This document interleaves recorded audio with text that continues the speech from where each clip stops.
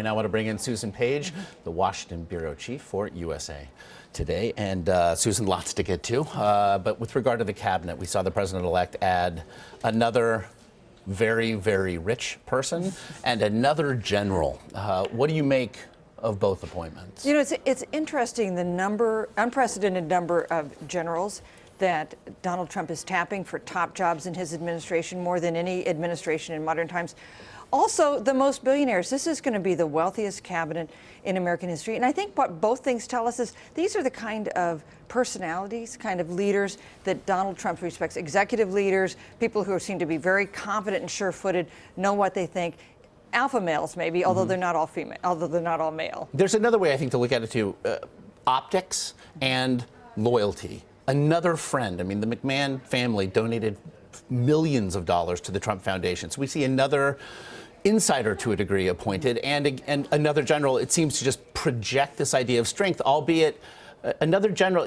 Donald Trump was very, very critical of the generals collectively during the campaign. He said the generals, he knew more than the generals did about fighting ISIS, but that's not the direction he's taken in making appointments. You know, not surprising, I think, that presidents like loyalty around them. You know, the idea of a team of rivals, that is a rare leader who really wants to embrace having people who are going to be challenging him or not first loyal. Their first loyalty might not be to him. And, you know, Mitt Romney, if he appoints Mitt Romney as Secretary of State, that would be an example of appointing someone who was not with him during the campaign for a key job. That would be also interesting to watch. What do you make of that? Again, our Major Garrett reporting that Mitt Romney is now a front runner.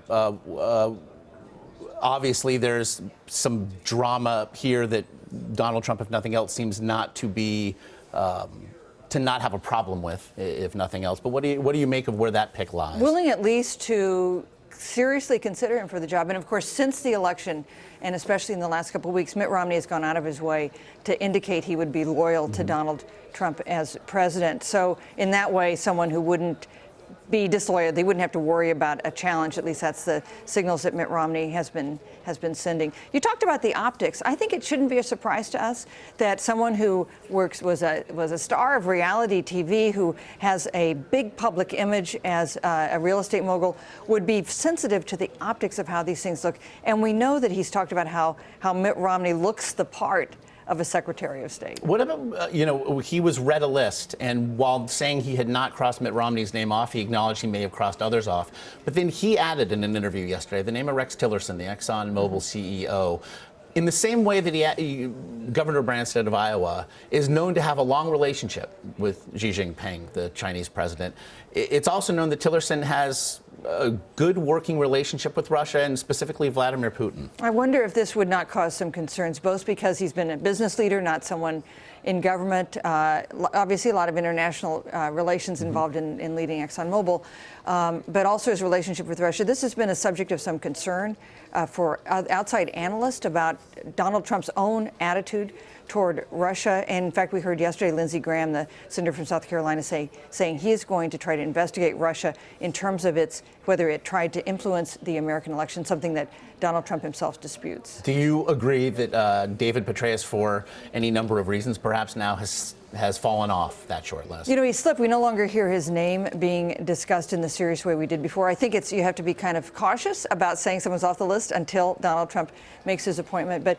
the interview that CBS had this morning with Paula Broadwell, I think, is not helpful for David Petraeus. It reminds everyone of the scandal that cost him his job at the CIA. I think it also would suggest the confirmation hearing, perhaps, that we would see unfold.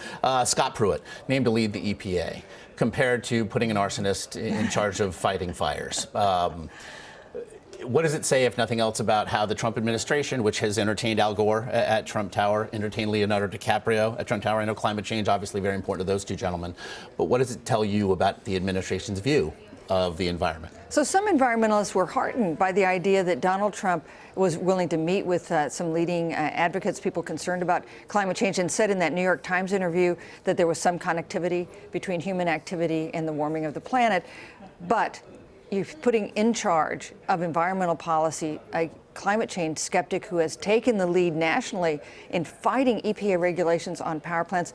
That's the guy who's going to be in day-to-day charge, working on regulations. That indicates, I think, tough times ahead for those who want to sustain the the programs on climate change that President Obama has put in place. And specifically, we're talking about climate change, but it seems as though we've seen thus far with his appointments, regulations themselves are just going to be undone. It really does seem that this is now going to be the primary focus in those first 100 days, if you will. And of course, regulations is something that you can attack as an administration without having Congress play a big role. There is a process in changing regulations, but there's a degree to which people who are head of agencies can slow down enforcement of regulations, can move to change the rules of the game, and that have huge consequences without having to go through Congress. I'm going to get you out of here on this one very quickly. His use of Twitter has continued.